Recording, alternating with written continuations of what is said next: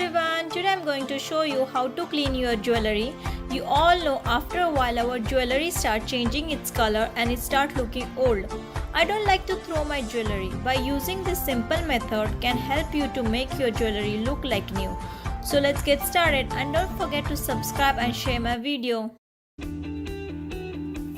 For gold and brass jewelry, all you need is little tomato ketchup. Apply tomato ketchup to the jewelry and keep it for 20 minutes. After 20 minutes, you can see the difference.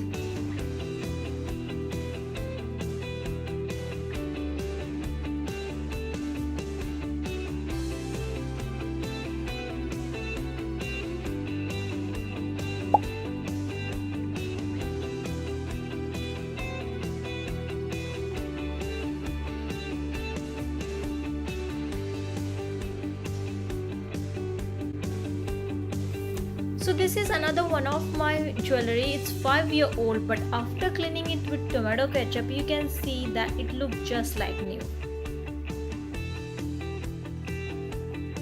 Here you can clearly see the difference between the left half of necklace, which is clean, and right half is not.